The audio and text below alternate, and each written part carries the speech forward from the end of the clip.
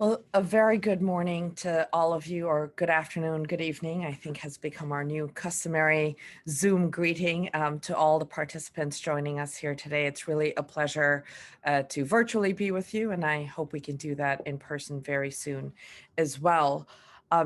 My name is Noreen Chowdhury Fink. I am the Executive Director of the Soufan Center. For those of you who don't know us, we're an independent nonprofit organization focused on research, analysis, and strategic dialogue, with a particular focus on security issues covering governance, the intersection with human rights, humanitarian action, terrorism, counterterrorism, and CVE. I'm particularly pleased to welcome the stellar panel and our fantastic moderator, Colin Clark, whom I'll introduce properly in a moment. But all of you here this morning for this discussion, particularly because we have had a tremendous January. I think the news cycle has been very full with news from around the world. And it's sometimes easy, even in events that are as important as an insurrection, it's very easy sometimes to get lost in the news cycle as we move on. And I think these are very important issues that affect us not only here in the United States, where we are sitting at TSC, but also around the world. And we know that, what happens in one country doesn't stay in one country in this very globalized environment. And so I'm particularly pleased that we are here to talk not only about, the impact and implications of what happened in Washington, D.C. last January 6, 2021, but also the repercussions and implications for the transnational violent far-right movement. And so I'm glad that with everything going on, we can take a moment to pause on this. For TSC, this has been an important part of our work. Some of you will recall as early as 2019, we were warning of foreign fighters going to Ukraine and the challenge posed by the transnational white supremacy extremist movement. More recently, our report published with the Ari Neve Trust, A Perfect Storm, looks at the events of January 6th and the implications both in the United States, the United Kingdom, and beyond. But we've also been very conscious that while many of the dimensions of this issue are very new, there are some really important existing tools that we can use to deal with it, both in the domestic context in many countries, but also in the international context through the UN, where particularly countries have focused, on fighting terrorism in all its forms and manifestations, to use the quote used at the UN. And when we're talking about a transnational threat, these policy tools are important. So you'll also see we have a number of issue briefs looking at how we can counter the narratives of terrorist groups, how we can counter the financing using some of the existing policy instruments at the multilateral level. And if you visit our website, you will see the Mapping and Security Project, which continues to track, of course, the arrests and investigations after January 6th. So we have a number of resources at your disposal. If after today's discussion, you're fired up and you want to find out a bit more about the discussion, and I know that all the panelists will also share a number of important pieces of information and research we'll want to follow up. With that, it gives me really great pleasure to turn the screen over to Colin Clark, who is a senior research fellow at the Soufan Center, but also director of policy and programs at the Soufan Group. And for any of you who've been watching the media or been on Twitter, Colin will be a familiar face. It is my great pleasure and privilege to work with him and now turn over the screen to him. Colin, the screen is yours. Thanks so much, Noreen. I really appreciate it. And thanks to everybody joining us today from all over the world. We've got some great panelists and some really interesting topics to cover. The title of our webinar is Echoes of January 6th, Lasting Impacts for Transnational Far-Right Violent Extremism. The webinar itself will assess projections for the evolution of far-right violent extremism on a global scale. As the US marks the one-year anniversary, as we did just a couple of weeks ago, of the Capitol insurrection that took place on January 6, 2021, it's crucial to look at exactly how US domestic violent extremism is acting as a catalyst for the far right and more broadly, extremist networks all over the globe, not only online, but offline. The continued proliferation and resonance of neo-Nazi ideology and violent white supremacy is a global phenomenon, although it's got local and regional manifestations. And there's also increasing connections and linkages between far-right extremists across what we've called a salad bar of ideologies, what Bruce Hoffman has referred to as ideological convergence. And we're certainly seeing more and more cases of this moving forward. So we'll look at some of the existing networks. We'll also talk about ways in which the international community and various stakeholders can work to combat what we're seeing now, this scourge of transnational far-right violent extremism. So I will introduce our speakers, and then we will just jump right in. First, I'd like to introduce Dr. Lenita Torning. She is a researcher at the Swedish Center for Preventing Violent Extremism, also known as CVE. Mr. Tom O'Connor, retired FBI special agent and principal consultant at Fed Squared Consulting, LLC. And Mrs. Elizabeth Newman, who is the former Assistant Secretary for Counterterrorism and Threat Prevention at the Department of Homeland Security. She's currently the Chief Strategy Officer for Moonshot, a company that many of you are probably familiar with if you're doing work in this space. It's a tech company working to end online harms, and she's also a national security contributor at ABC News. So without further ado, we've got a lot to cover here, and certainly nobody wants to hear me talking for longer than necessary. So let me jump in and pose the first question to Lenita. And really, can you just give us a sense of what things look like in your corner of the world, not only in Sweden, but across Scandinavia and Europe more broadly? How do Swedes and how do Europeans look at January 6th, particularly coming from your background where you're a researcher on this topic? How does it resonate, and what does it mean? Thank you so much, Colin, for that question, and good evening from Uppsala in Sweden. It's really lovely to be here. Thank you for having me. I think that question is, first of all, really important. I was, for one, saw January 6th insurrection live on television, really showing how global this world is, and how, I mean, for me personally, both professionally and personally, that was a shock to see. It wasn't a surprise. I've been following these issues for quite some time, but it was still a shock to see. From a political point of view, but from Sweden and from many European countries, that was the shock as well. You know, we sternly condemn what happened. And we also very aware, considering the fact that many, especially in Sweden, we have some prominent far-right groups, such as the Nordic resistance movement, a growing alt-right movement, where there are some quite leading Swedish people, and also a growing far-right accelerationist tendencies as well. So we are obviously very, very concerned about that. From what we have seen, especially in Sweden, in the far-right milieu, so we call it a milieu. We talk about, you know, different actors in the far-right sphere and different kinds of ideology and different kinds of actors. We haven't really seen them talk a lot about the January 6th, which is quite interesting. We haven't also seen a prominence of the QAnon movement in Sweden either, which you have seen, for example, in the UK and in Germany and France. There are loads of reasons probably why that is. Amongst them, the fact that in Sweden there is still a kind of high level of trust in government, especially around the COVID situation, might be a reason. So we haven't seen some of these very kind of leading repercussions and leading symbolism after the January 6th. But what we have seen is a similar kind of narratives around. Now we're seeing a lack of trust in the state due to the COVID situation and introduction of COVID certificates, for example. And we have a general election coming up in Sweden in this September.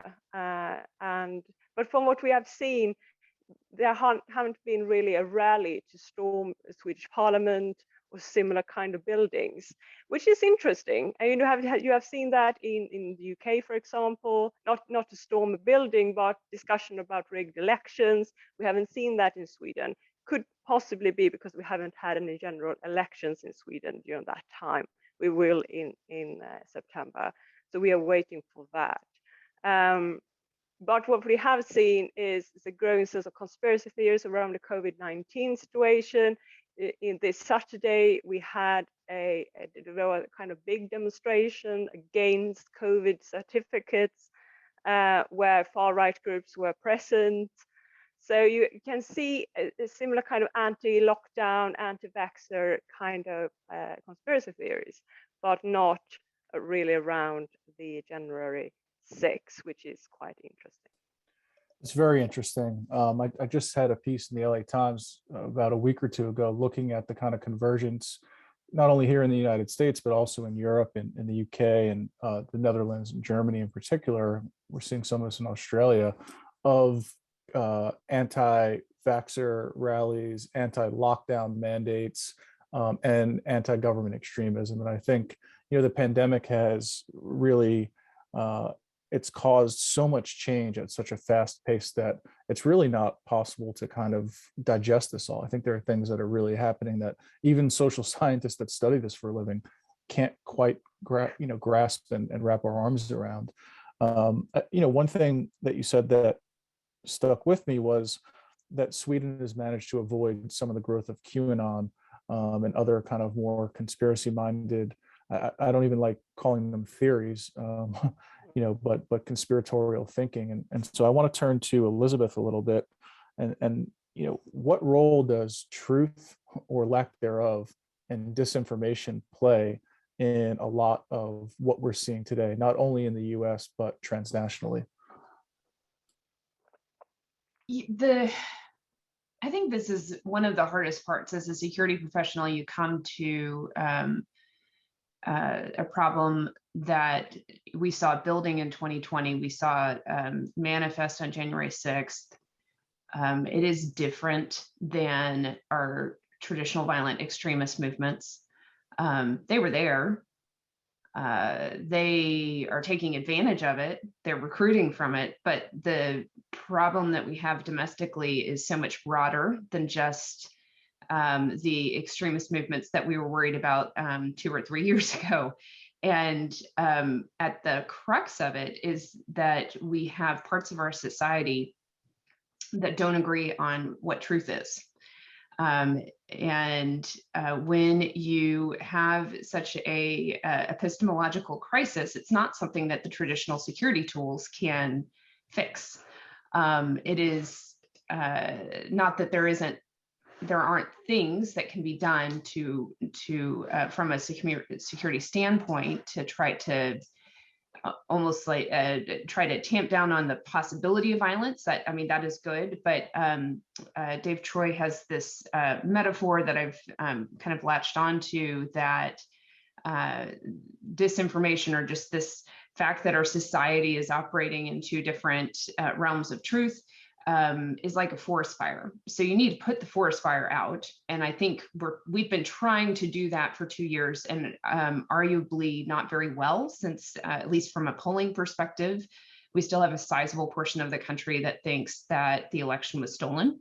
That's just one metric. There are a lot of different ways in which disinformation is spreading throughout our country. But when you have a pretty sizable portion thinking that the election is stolen, it undermines the sense that democracy is working, and kind of is putting us on this path towards not trusting our institutions even further than we already weren't.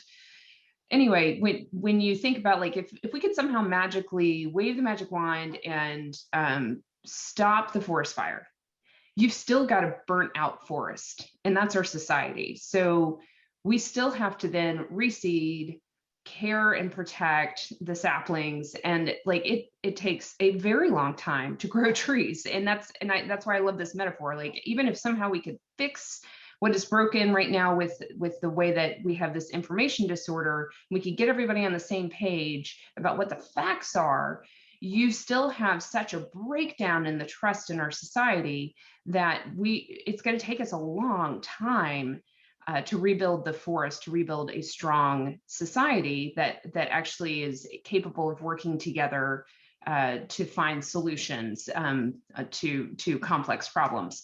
So when you apply that in the security context, like I found in watching the last year, you have the Biden administration having a difficult time figuring out how to talk about domestic terrorism because it so quickly gets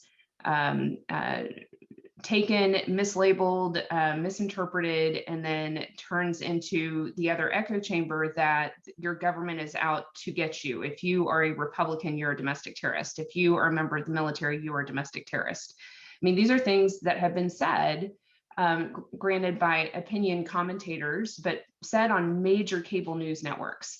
And that has a radicalizing effect. So the government is struggling with even how to talk about the fact that we have this threat of violence.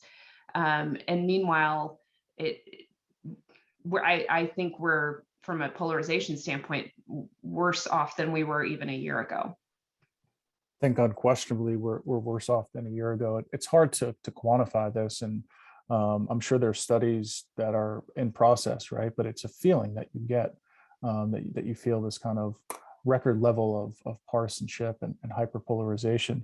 I think your or Dave Troy's metaphor of the forest fire is spot on, and I'll extend it a little bit further and say, from where I sit, one of the challenges is, in the case of the forest fire, the arsonist is trying to be the firefighter. So the very person, the former president of the United States, that spread the big lie. There's leaders in the GOP where people are saying, what should we do? I don't really want to take advice from people that have been telling me that the election was stolen when I know it wasn't. So I have little sympathy for turning back to the arsonist for advice on firefighting, as it were. And I like the term that you used was information disorder, because I think that's, really what we're dealing with, which is a disorder of how we look at empirical evidence, data, facts, and that's become kind of pick and choose. Michael Rich, the CEO of the Rand Corporation's coined the term truth decay. And I think that's something that's been in progress for a number of years. And, if you look at the US, if you look at NATO, our adversaries, play a big role in this and really kind of exploit every possible misstep along the way.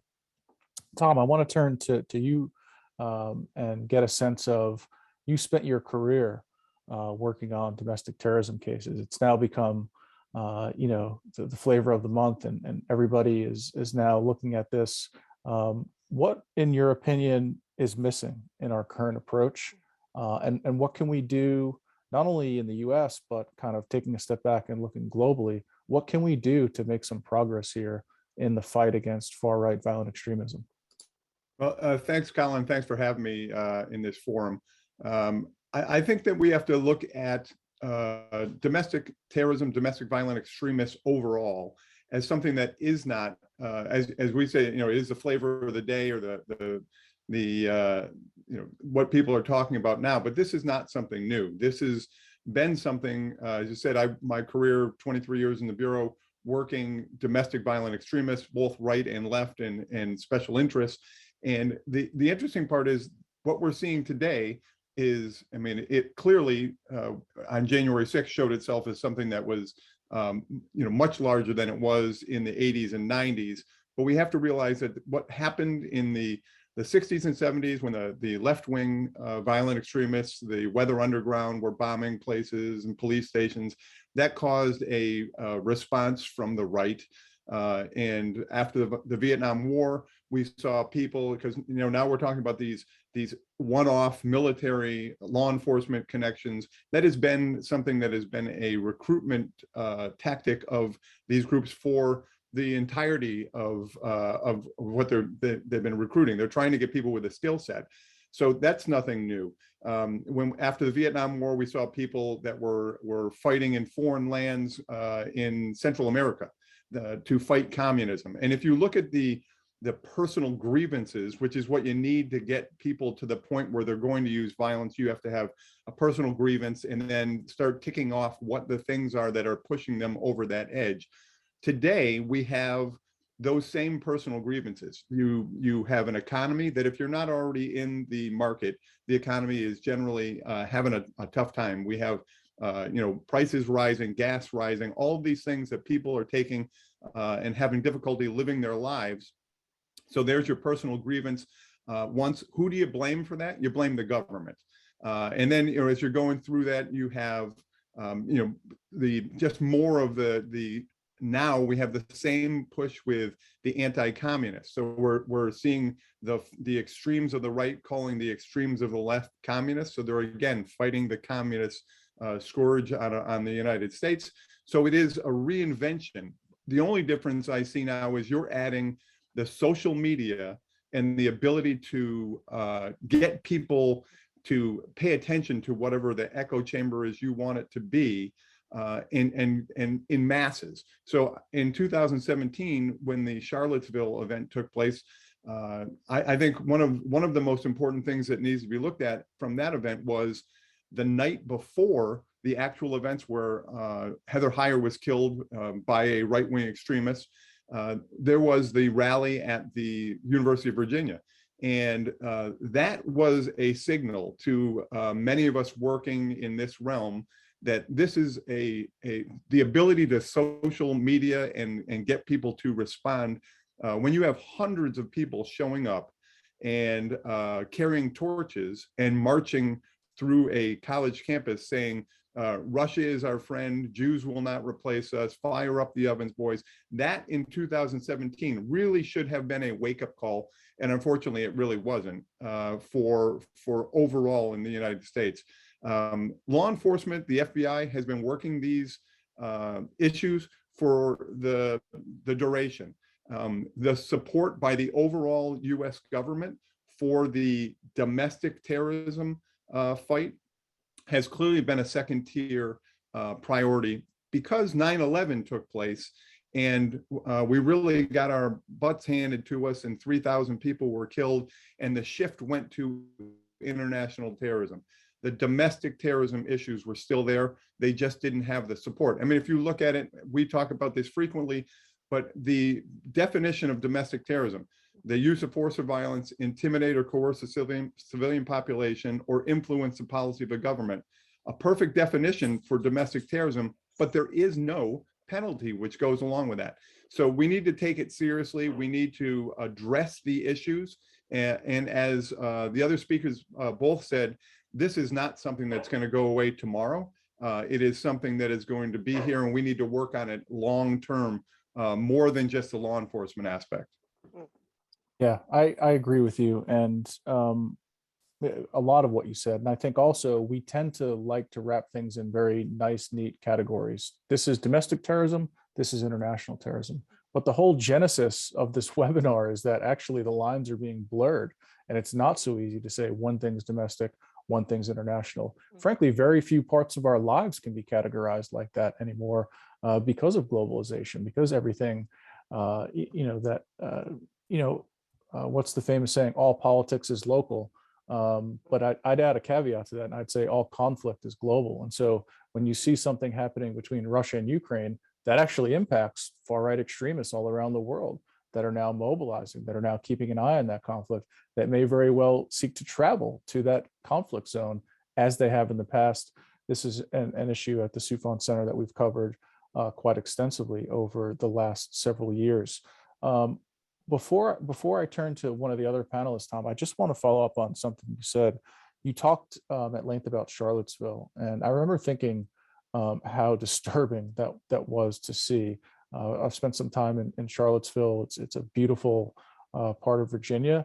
UVA is a gorgeous campus, and so it was quite a juxtaposition to see, these young men, and that's who it was largely young white men marching and saying these things like Russia's our friend, Jews will not replace us.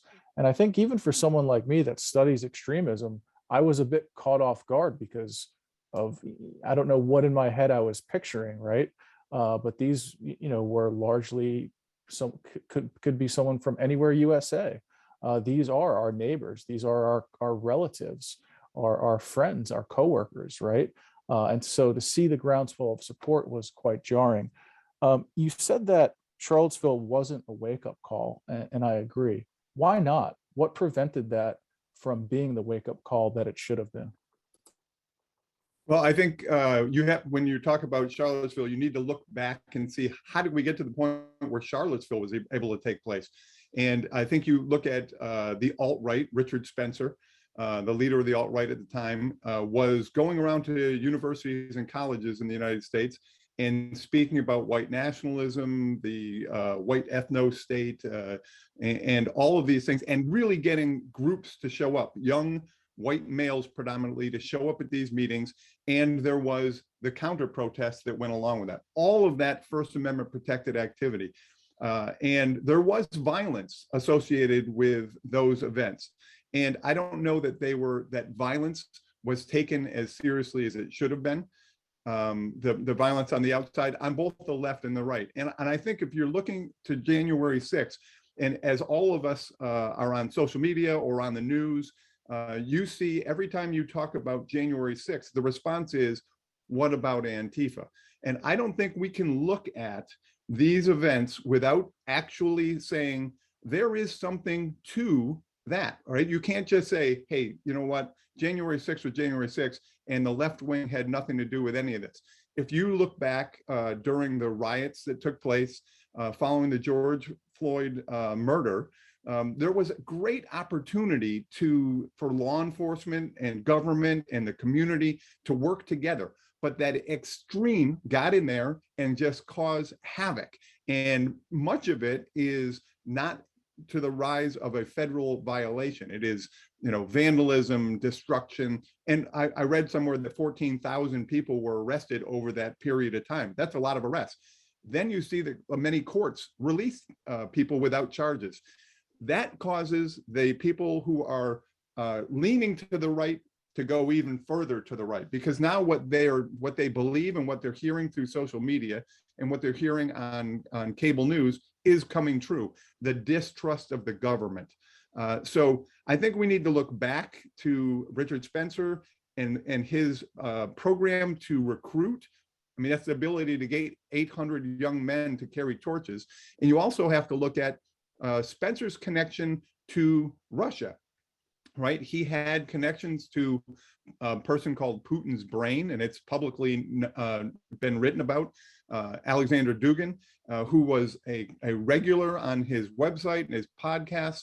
And now today, just yesterday, you saw a prominent cable news person come out and say that the Russia and Ukraine issues are that the United States government, the government is again wrong and looking to assist Ukraine when they should be assisting Russia because Ukraine is the aggressor.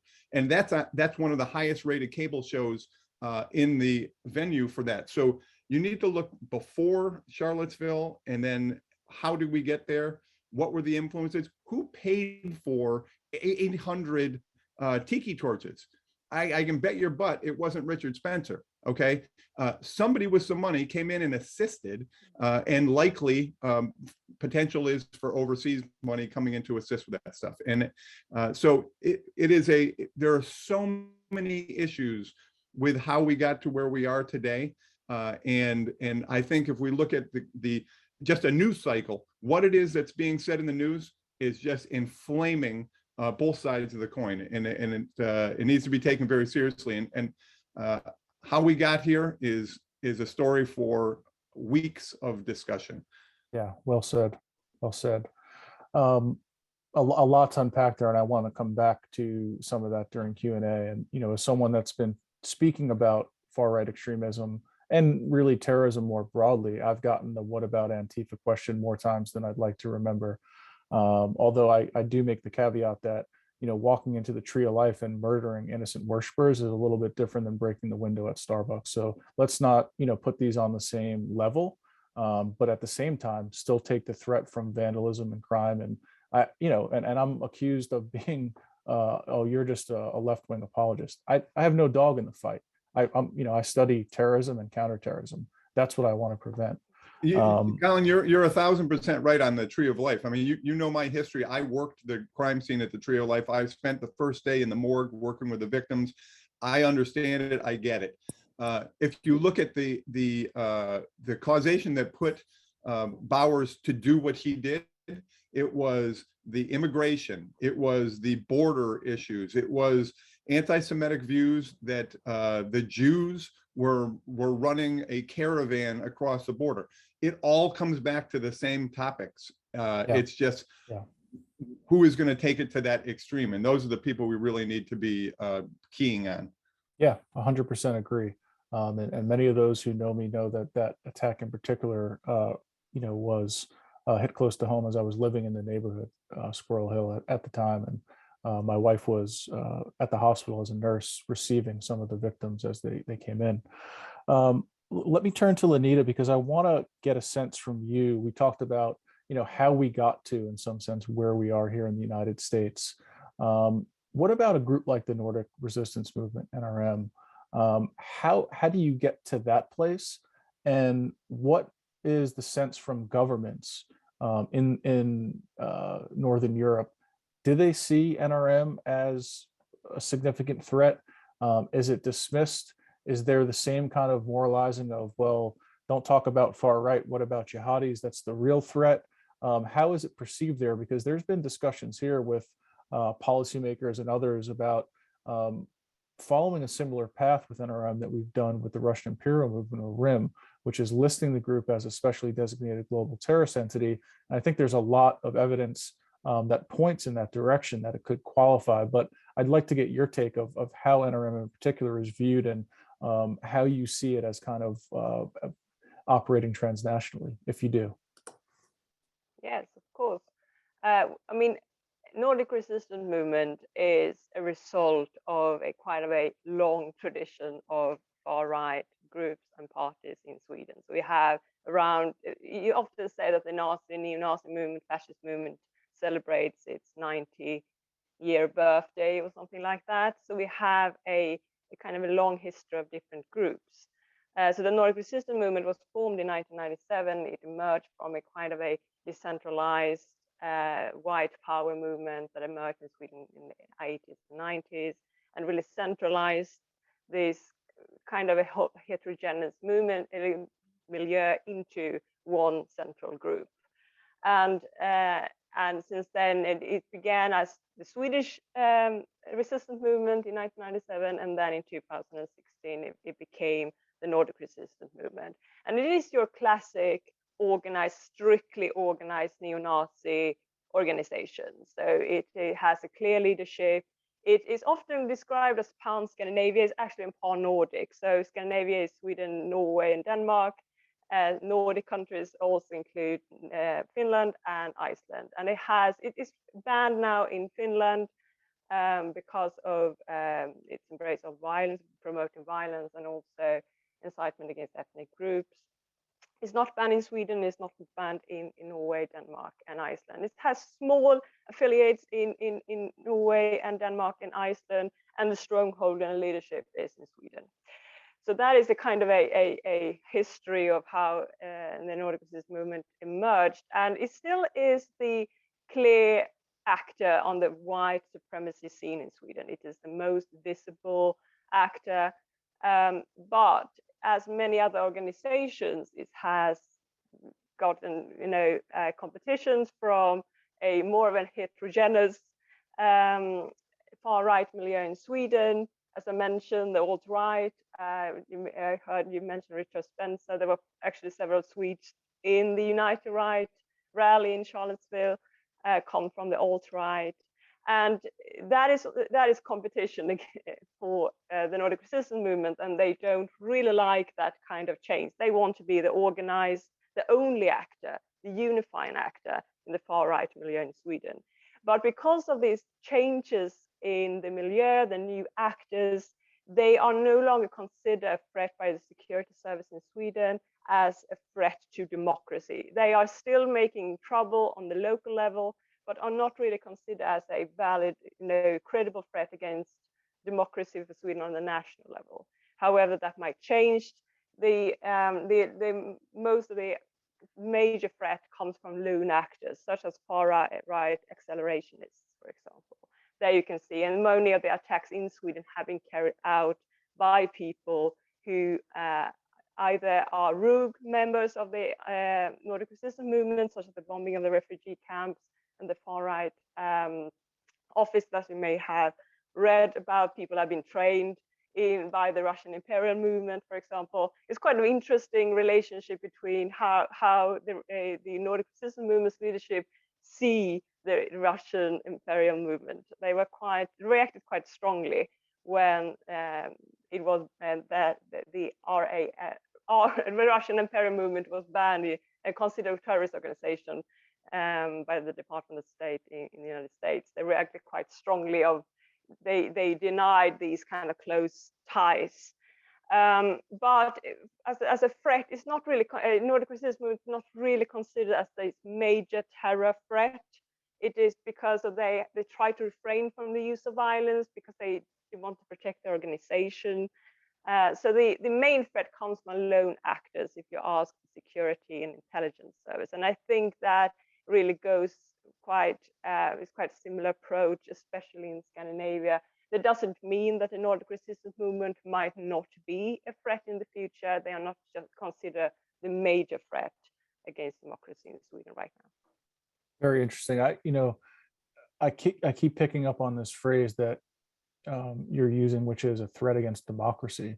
Here in the United States, we rarely talk about the threat against democracy. Well, that mostly comes from, I think, our own politicians, but we're talking about a terrorist threat against, people, livelihood, property, etc. And so I wonder if the bar is quite high to end up on whatever the equivalent of a U.S. Designation list for like a foreign terrorist organization would be, and how that changes over time. And I think, again, I referenced Ukraine earlier. There's a lot of second and third order effects, especially if this conflict goes kinetic soon, that I think we're likely to see. And the Europeans are going to feel those shockwaves before we are here in the United States. Let me turn to Elizabeth, because you've done this at the highest levels in U.S. government. You're now at one of the premier organizations in Moonshot, and so you have a really kind of good grasp of this whole ecosystem that we're describing here. What does the research tell us, the research on radicalization, de-radicalization, about where we might be heading next? So peer into your crystal ball for us, if you will. And it's January 2022. We're a year out from January 6th. Where do things go from here? I mean, what kind of conversations are we having 6, 9, 12 months from now? Do you expect the threat to metastasize? Do you expect some of the wind to be let out of its sails? What do you think here in the US? And then also kind of any connections that you want to mention globally?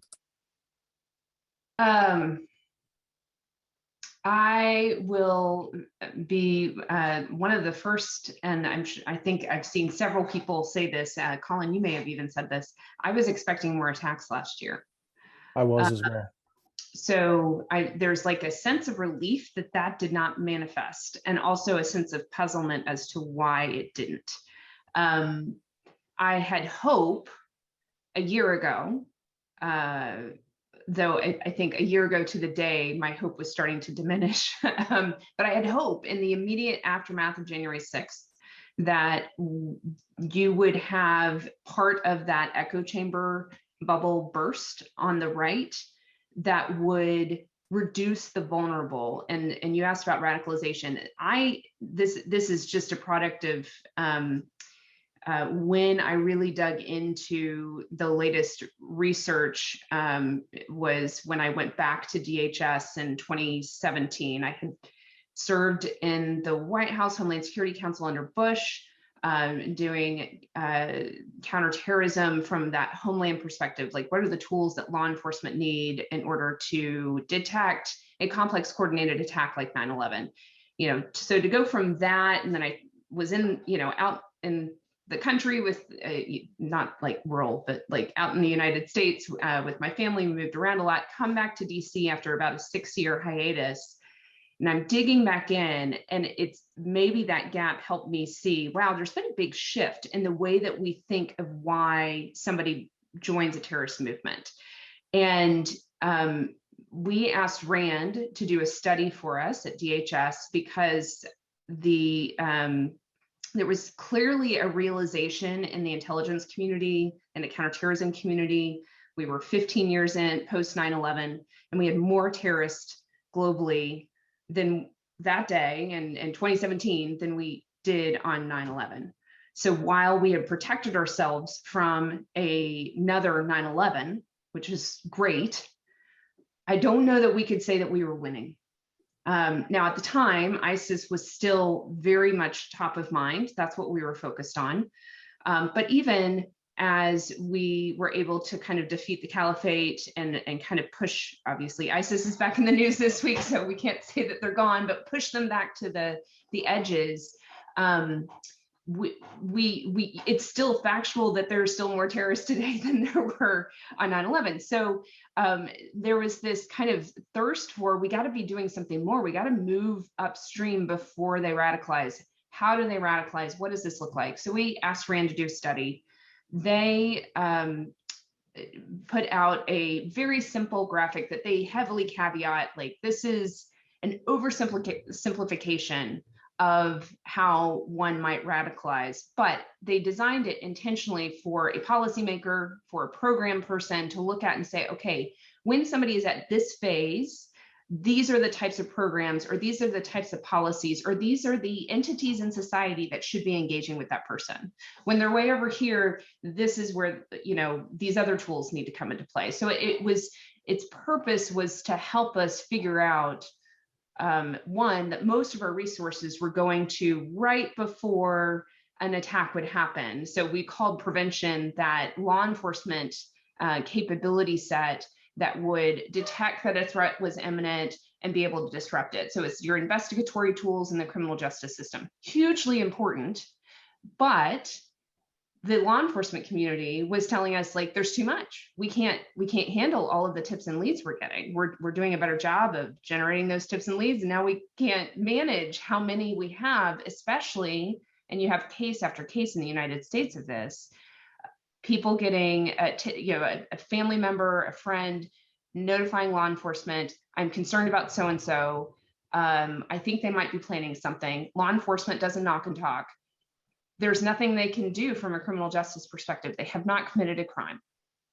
And maybe the laws in that state are written such that they cannot take any more action.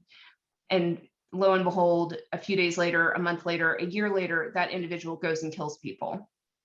May or may not have anything to do with ideology, but there were bystanders that recognized something was wrong. They reported, and law enforcement hands were tied. We recognize there's got to be something else we as a society can do for those individuals. So that RAND graphic helps us kind of map out what we could be doing. And on the far left of the graphic is a very large circle. They call that the vulnerable.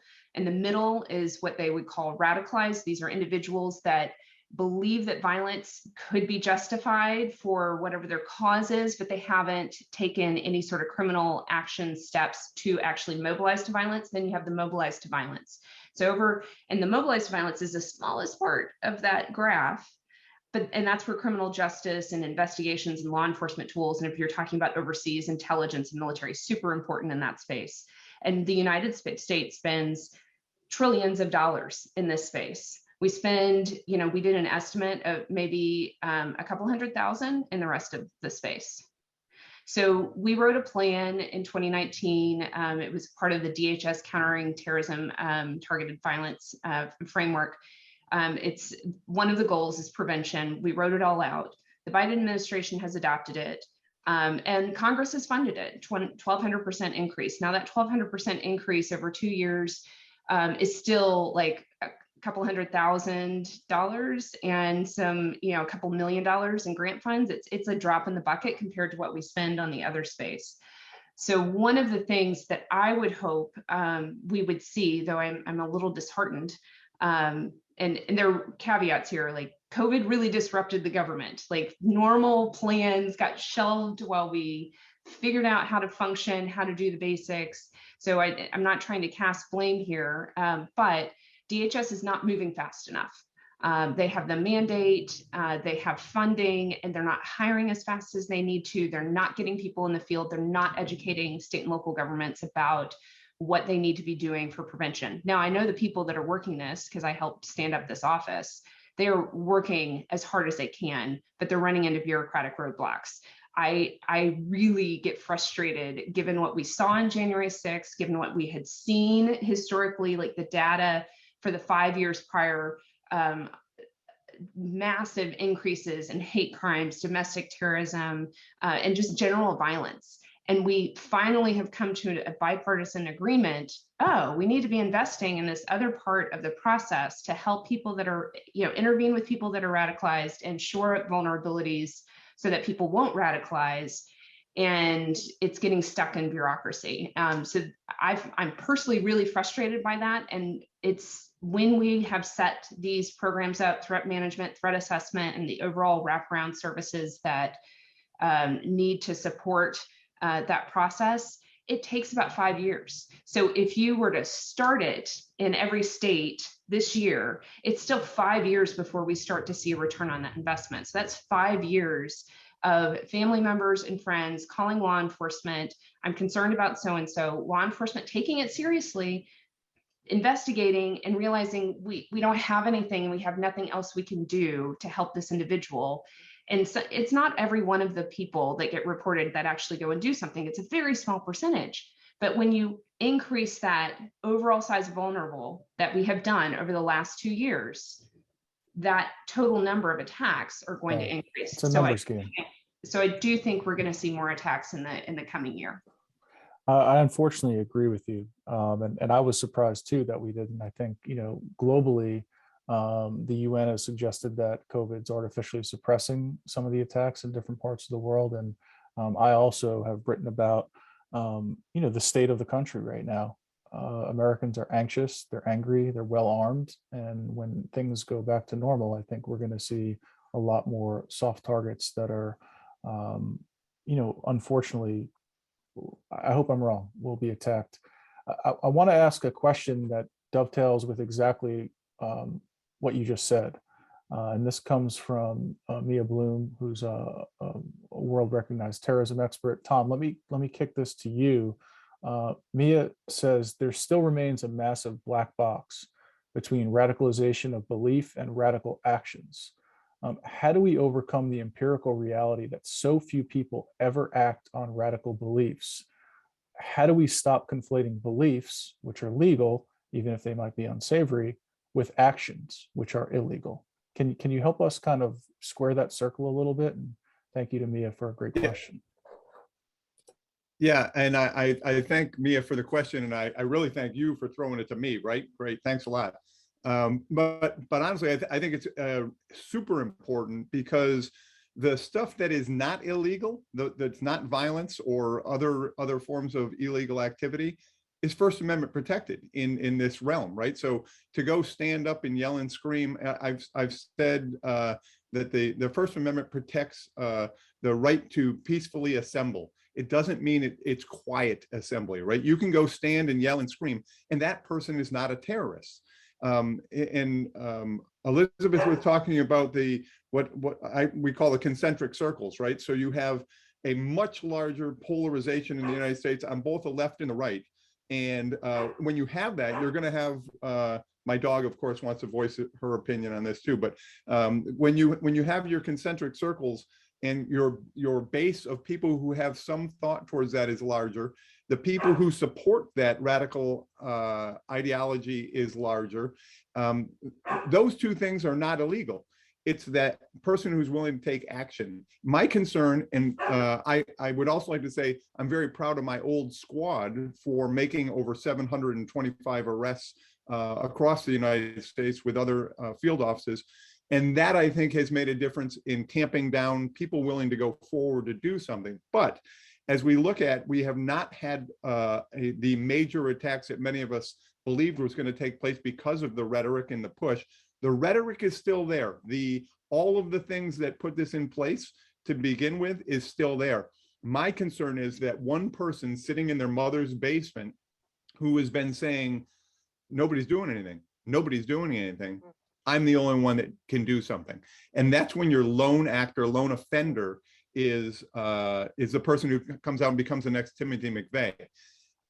Because on both left and right, the polarization numbers have gone, there's much less in the middle, that the potential for those actors that are going to use violence to intimidate or coerce a civilian population or influence the policy of a government, use domestic terrorism as their way to get things done for them, I think that number is greater, which means that the potential is there for more actions to take place. And I think, as you said, the pandemic has made a major thing, but it also has created, through the conspiracies, through all the other mandates, vaccines, it has created a huge anti-government push. And I think as we go forward, the white power movement is still going to be there, the salad bar that you spoke about, but the anti-government is going to be, unfortunately, the flavor of the day, and it ain't going away. So I think the answer to the question is we have to be extremely careful to not step on First Amendment rights. That is why it's called the First Amendment. It's not because it's kind of important. It's the First Amendment. It's the violence. And it is difficult to determine between what is somebody who's going to be violent and what is somebody who just wants to yell and scream. We have to be allowed to use the tools in the toolbox to determine who those people are, and then be supported by the overall government to be able to bring charges, bring that person to mental health facilities, whatever it happens to be. There's got to be a plethora of different opportunities to get people off that X, where they're going to be the next person that walks into a synagogue or walks into a federal building or whatever it happens to be. So I don't think we're out of the woods yet by any stretch. Yeah, I agree with you. Thank you for that. And I think I also agree with the fact that it almost feels like anti-government extremism has become trendy in some way, even if it's a kind of minor show of insubordination and just the kind of lack of respect I think we have in this country now for institutions. It's permeated a lot of the rhetoric that I see online. And everyday discussions with people that no longer give the government the benefit of the doubt. In preparation for this webinar, we talked last week about Robert Putnam's work, Bowling Alone, and the kind of breakdown of the social fabric in this country and the lack of respect for institutions. And it's become every person for themselves, unfortunately, type of environment. And I think that also layered with COVID and isolation, there's a lot of issues at play here.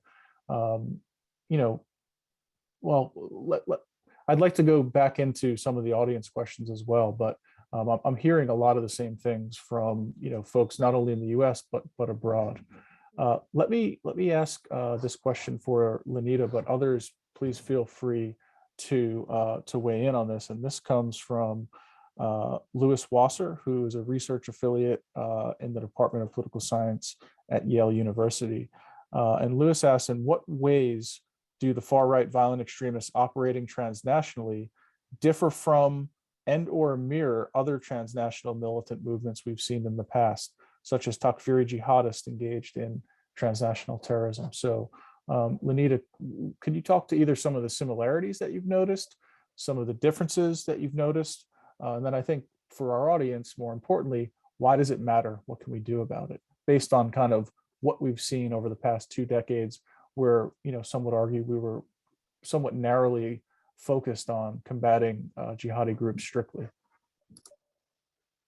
Well, thank you, Louis, for that question. It's a really interesting question. And I think that is something that many of us who are interested in this field are thinking about, both to understand the structure of different movements and how they act and how they function and so on. I think the major, if I take,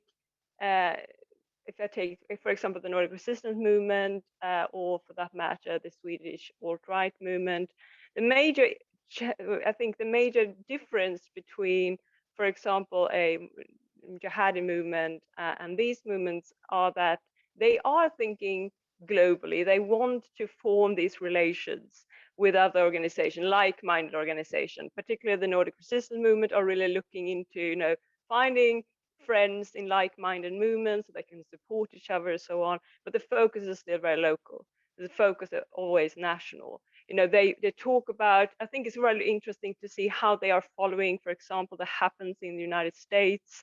One interesting trend we have seen is how they tend to talk about, for example, Anthony Fauci more than they're talking about the Swedish equivalent. And it has nothing to do with the fact that, that America is more important than Sweden. It's just that that is what is trending, and that you can see alarming things that could happen in Sweden.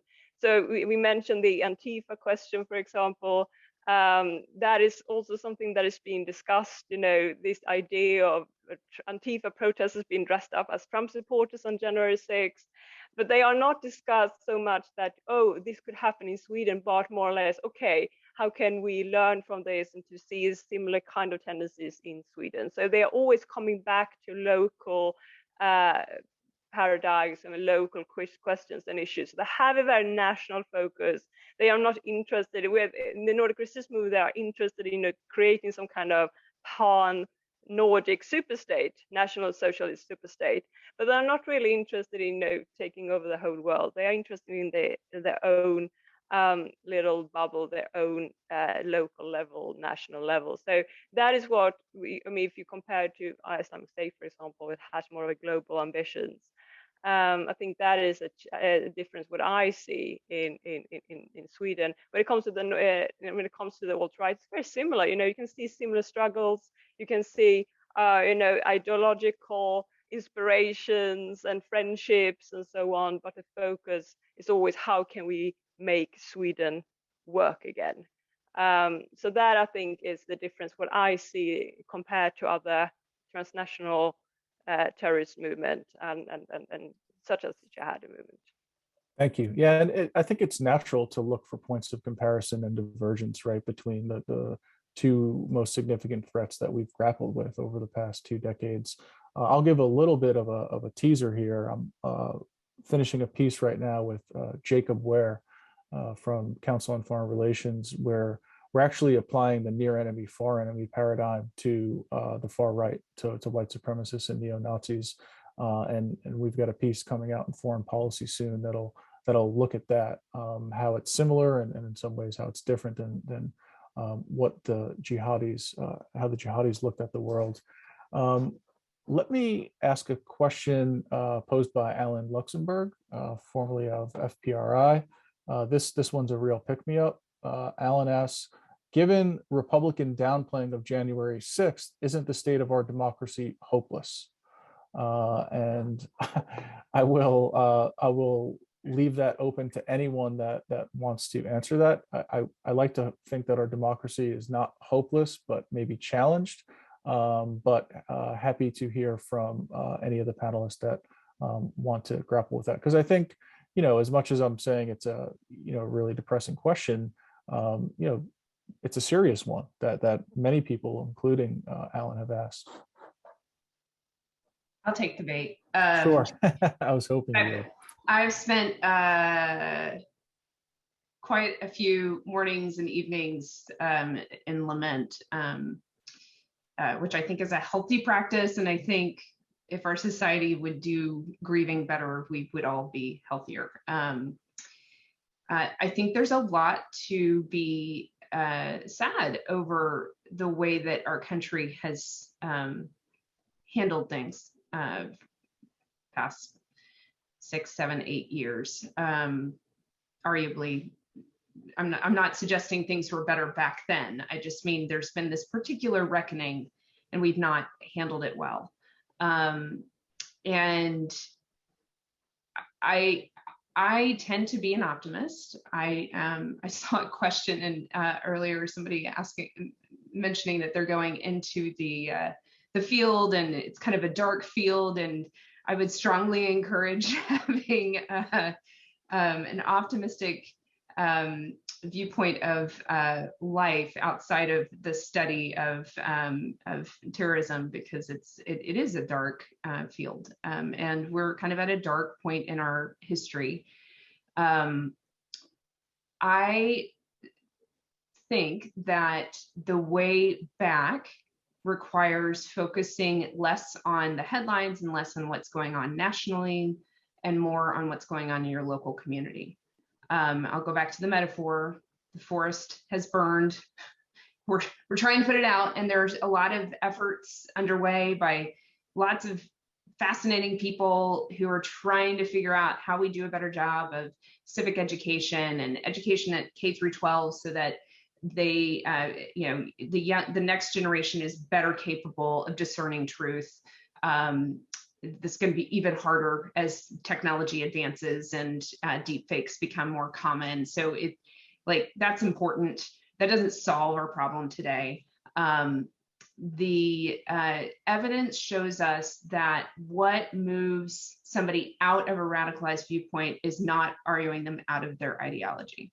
So I personally believe that if somebody is radicalized in the sense that they are believing this disinformation, QAnon, they believe the election was stolen, they believe the government is, out to get them, COVID vaccines are, fill in the blank conspiracy designed to control you and kill you, genocide, etc. You're not really likely to argue them out of that. However, what we know is that the reason that they've moved into that conspiracy in the first place, the reason that those grievances were able to be used to move them into that radicalized state, usually is because there's something else going on with them that made them vulnerable in the first place. It's a lack of significance, a loss of some sort. It could be a loss of a loved one, a loss of a job. Of course, that's kind of what the pandemic has been about, loss. We've lost our way of life. We've lost the ability to send our kids to school normally. We've lost the ability to see people face to face. There's been a lot of loss in the last few years. And so it's not shocking at all that we have increased numbers of vulnerable individuals. The biggest concern I have is that you have more nefarious elements trying to recruit them, trying to feed those grievances, to move them into something radicalized.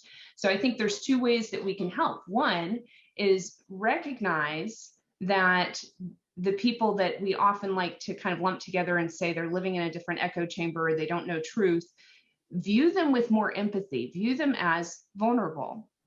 And the way that you empathize is you have to listen. You have to understand their perspectives.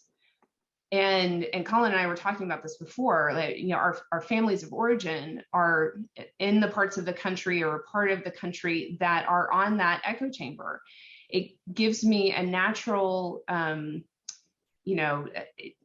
it's painful, first of all, but there's also a natural ability to love them, even though you think that they are completely wrong or like lost, but you still love them, right? And so starting from that place of love and saying, I love you as an individual, I don't necessarily agree with your beliefs, but then still being in relationship with them, having that empathy, that will start to address whatever is the other thing that was lacking that drove them to those radical beliefs in the first place. So it doesn't always work.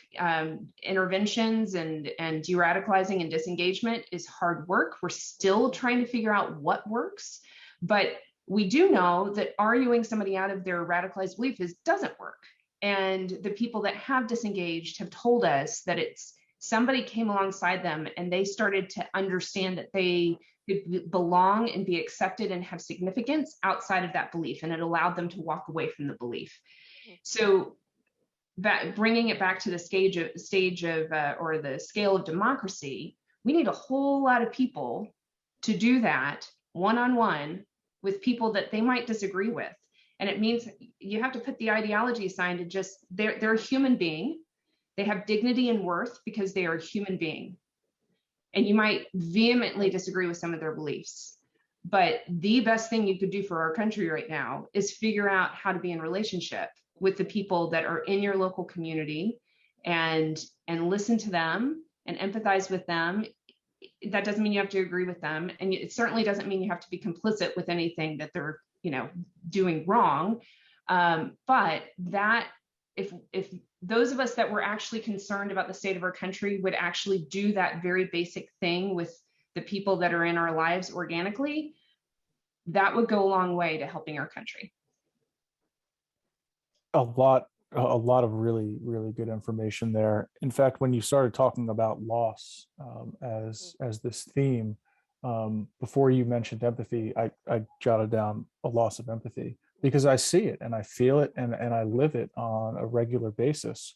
I'm the parent of two young kids, and never in my life did I ever think I'd be judging or put in a position where I had to kind of evaluate other people's choices as a parent, right? And you try not to be judgmental, but 2 weeks into the pandemic, when people are having birthday parties at movie theaters and you're like, well, now I have to tell my kid you can't go, and here's why, and well, why are they doing that? And you do lose empathy, and it's hard, right? Even for people that are consciously trying to be aware of that. And then that's just one data point, but think about how it goes after that. You believe this, I believe this. You're dumb, I'm smart, right? And then it becomes partisan. And I think that is the biggest challenge that we face right now, which is focusing locally again, right? Of bringing it all back in and looking at what we can do in our own communities, especially with people that we tend not to disagree with politically, religiously, whatever. We all have differences. To me, that's always what's made America unique. Not to sound corny, but I really believe in a lot of this. Let me turn to Tom to get your perspective, and then I want to kind of pivot to Lanita to get the kind of global take. This question is from Amanda W, and she says, how should government organizations, for example, DoD, FBI, handle tactfully and legally weeding out far-right extremist sympathizers without being perceived as witch hunting anyone who votes Republican, and thereby possibly exacerbating the extremism issue or the perception of partisanship? And so I'll ask you that from a US perspective, and then Lanita, if you could talk about that from a kind of global perspective, because we know that there's been a number of cases of extremists identified in various European militaries or intelligence services, kind of the same thing. So Tom and then Lanita, please. If I can just jump back for just one sentence on Sure, that, on the please. last part first. I think that we have to, in recognizing what's going on, we have to also give some light, transparency to the radicalization and the conspiracies that are being pushed by our foreign adversaries, right? And so the polarization of the United States and the extent we are right now, there's one guy there. I mean, there's several guys, but there's one guy riding a horse, shirtless, about to ride into Ukraine, who has a big smile on his face, looking at the United States and the separation and divide which is taking place here. Tom, and that's looking not at my phone again. Yeah, that's not for cause, right? The social media and the online propaganda being put out is just cementing it. My dog, unfortunately, whenever I talk, starts to want to go out. But so I think to follow up on the second question, I think that the FBI, which is where I come from, has very strict rules and regulations, the Attorney General guidelines, the Domestic Intelligence Operations Guide, which says what the FBI and FBI agent can actually investigate. And it's very strict on protecting the rights of the population, First Amendment rights, that people have a right to do, speak whatever they want, as long as it doesn't go towards violence. And I know in my career, there have been times where I've gone forward and said, hey, I think we should be looking at this guy. And when we look at all of it, it's First Amendment protected, and you're not able to do that. You gotta keep looking to see if there's violence and this type of thing. So there are protections there in the US government. And right now, as I say that, I hear people saying, oh, the government has protections, right? So that whole anti-government, I don't trust the government following is going to say that's crap, that they're looking at everybody. If you push and pull that lever for Republican, they're looking at you. If you push and pull that as a Democrat, they're looking at you. during the election process, the FBI took hits from both the left and the right. That meant they were doing something right, okay? Because, politics does not have a role, it's the violence. And so as long as we keep it, it is the violence, and those rules and regulations and the training of FBI agents to look for the violence is still there. I did training, I was that person, and that's what we looked at. And I think going forward, that's going to stay constant. And I that is something that I think is so important. The First Amendment is protected, and there may be times when the FBI misses something because they erred on the side of the First Amendment. And I think that's probably unfortunate, but it's the right thing. We can't be out, they can't be out just investigating people because they think this. There has to be something to say that there's action, criminal action. And again, I think putting a penalty to the definition of domestic terrorism is a first start to show the people in the United States that the government of the United States, not the FBI, but the government, the Department of Justice, the government overall takes domestic terrorism seriously. We've spoke about radicalization, and most of it that from the government view has been international terrorism, ISIS. Oh, this person supports ISIS. I can tell you that if you're a supporter of ISIS, ISIS is an illegal criminal activity, just being part of that, material support. I don't think that we should go to the point where the Ku Klux Klan or Antifa is made a criminal organization, because your thought is not policeable, right? It's the violent actions, but you need to put a penalty to those violent actions when they fulfill that definition. And I hope that rambling answers some of that question. No, it's not a rambling answer. It's a thorough and comprehensive answer on a really nuanced subject. And you and I have had this discussion. My Soufan Center colleague Jason Blazakis has had this discussion. One of the things that I'd like to see is a hearing or a set of hearings on Capitol Hill where we bring all of the leading, terrorism and extremism experts and lawyers and whoever else has a say to discuss this openly and transparently. And let's make a decision as a country. Let's not just kick the can down the road or bend over backwards to link the Boogaloo Boys with Hamas so we can get a charge on someone that's planning to do violence. We've got to be smart about this. And it's been a double standard for too long, because if it's a jihadi, we treat it with the severity that it deserves. And that hasn't been the case for domestic extremists. And I think it's going to come back to bite us, unfortunately.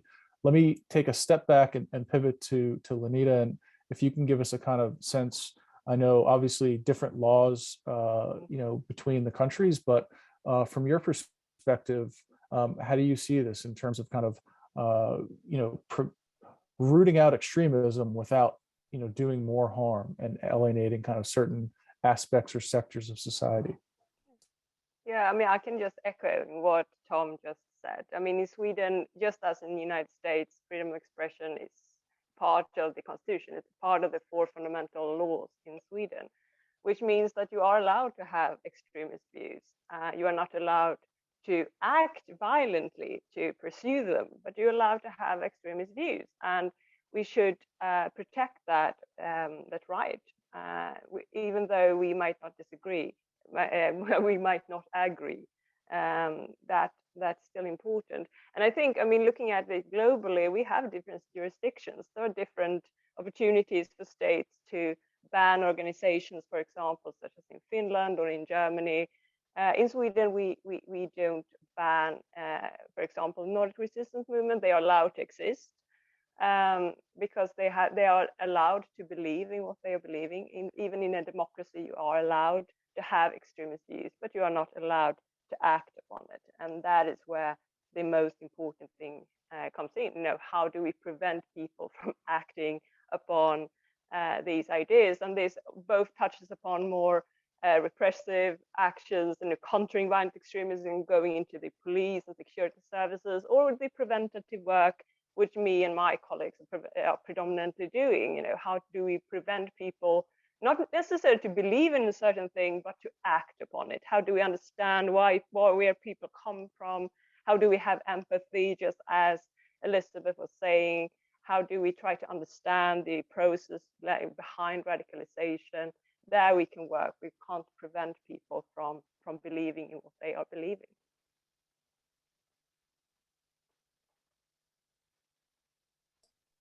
Yeah, I completely agree. And I think there's a lot of similar challenges that the US is facing, as well as our partners.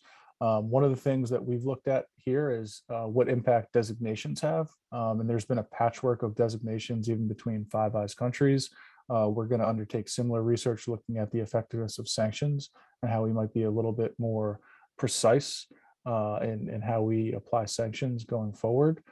We are running up against the clock here, but I think we've probably got time for at least another question, maybe two. Let me pose this one to Elizabeth, because it may work well with your background and some of the work that Moonshot's doing. And this question is from Johnny Sutton, who asks, what, if any, are the low-hanging fruit targets that online platforms can take to aid the fight against far-right extremism, and I'd say extremism more broadly, regardless of ideology?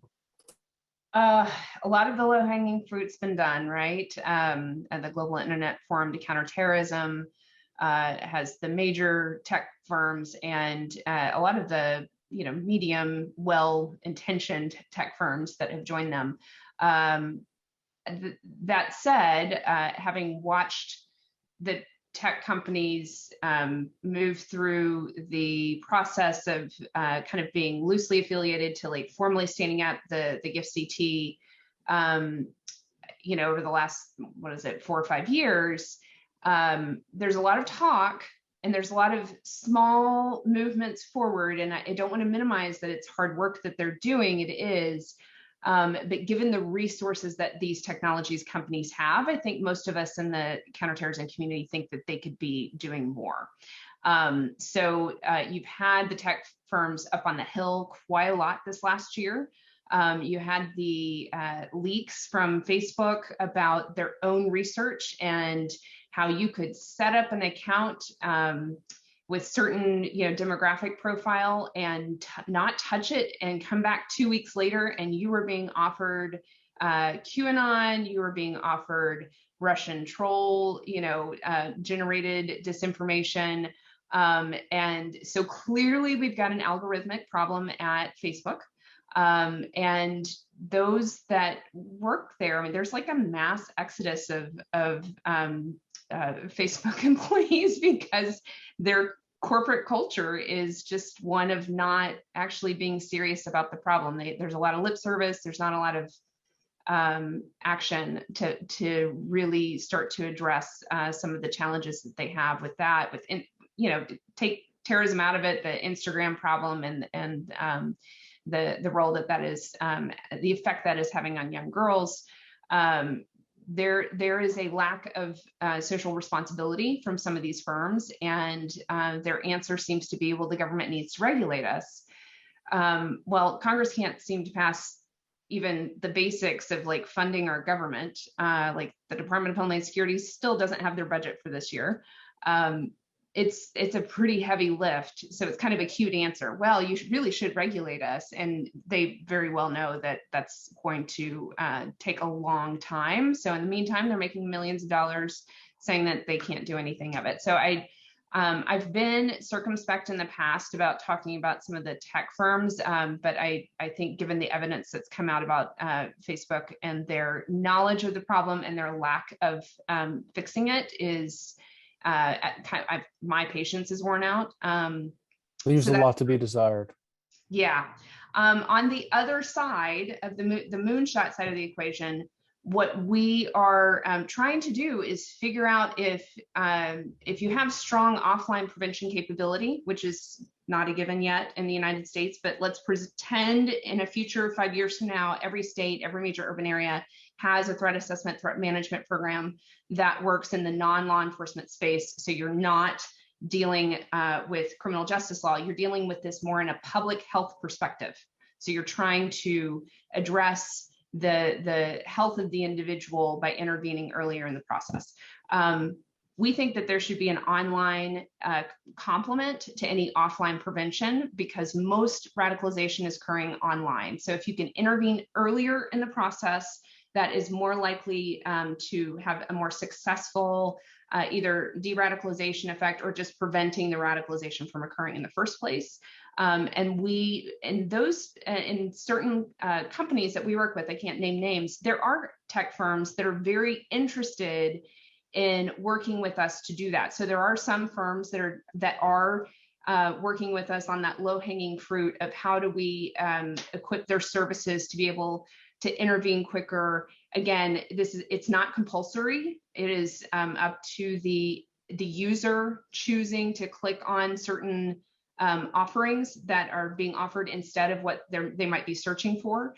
But those show some promise. And just I'll close with, during the election period, Moonshot ran some campaigns that kind of out of hide, just for the good of trying to help the United States. And what they found is in people that were searching for violent white supremacist content, the ads we were offering that were most effective had to do with understanding that they were frustrated, understanding that they felt like things were out of control. So it goes to that empathy piece. So we were able in near real time to kind of identify the messaging that was most effective in that moment for audiences that were actively searching for violent extremism content. So we think that there's some promise there in the future of being able to help people like Lanita, people that are in the offline world, to be able to tell them, like, the narratives online are moving people towards this grievance. This counteracts it effectively. That helps offline prevention people as well. Thank you. That's a really, I think, yeah, I mean, that's a comprehensive answer. And I think some of the work that you all are doing at Moonshot is highly commendable. Just one point, the government needs to regulate us, I've always found a bit farcical, especially when you have, octogenarian senators that it seems clear they don't even use email, asking, so tell me more about this Facebook. I mean, if you don't have people that are familiar with the product, how are they going to regulate it in the first place? And some of these hearings, I mean, it's hard to tell if it's Saturday Night Live or an actual hearing on the Hill, because it's sad. I think the current state of play. We've got just a couple of minutes left, so let me close again by thanking all the panelists and all of the participants that have joined us today. For more information about our work, you can go to the Soufan Center's website, and we've got a link there in the chat to look at our daily, weekly, and periodical newsletters, all of our analysis, our updates, announcements, all free directly to your inbox. We continue to work in this space, looking at extremism across the board, various forms of terrorism and counterterrorism, as well as bringing in stakeholders and colleagues from across the world that are doing excellent work in this space to help us understand exactly what's happening, because it is a very complex space. I think there's really a lag effect in terms of collecting the data and analyzing it to truly understand what we're seeing, and then to help map out trend lines before they become fault lines. So to everybody on the call today, thank you again. We hope to see you again soon, and please stay in touch. Thank you very much.